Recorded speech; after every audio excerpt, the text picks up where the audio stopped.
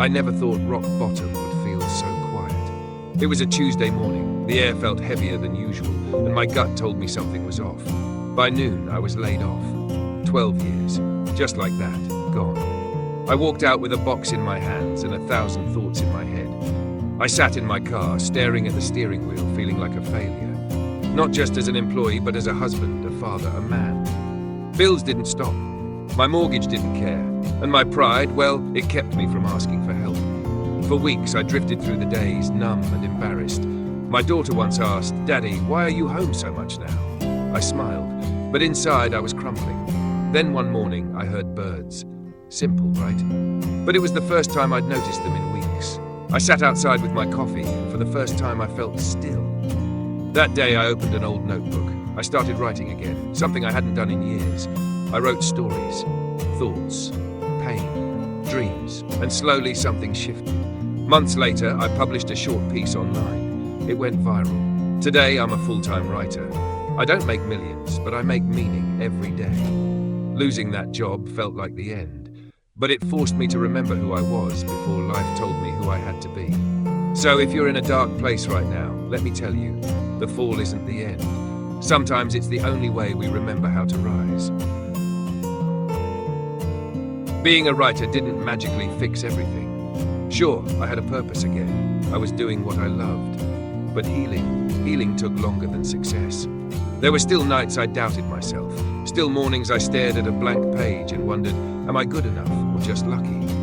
People saw the article that went viral, the praise, the shares, the comments, but they didn't see the breakdown I had the night before, the panic attacks, the loneliness. One evening, after a long writing session, my daughter came into the room.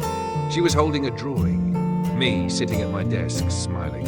She said, "I drew you happy, Daddy."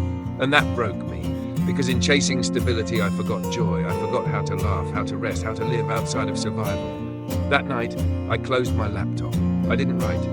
We watched a movie. We made popcorn. We danced in the kitchen. It was the first time I'd felt truly alive in years. Losing everything didn't just give me a second chance at a career.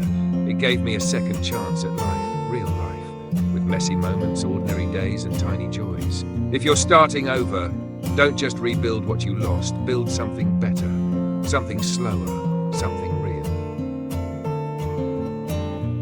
It's been 3 years since I lost my job. If you had told me back then that I'd be sitting here now, calm, content, and even grateful, I would have laughed or cried. Maybe either. But here's the truth.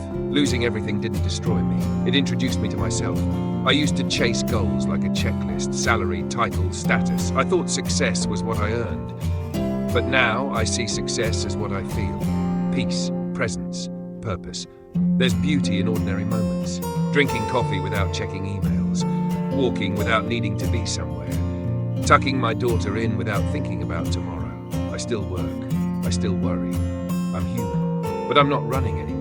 I'm not proving anything to anyone. Because the truth is, we don't have to lose everything to start over.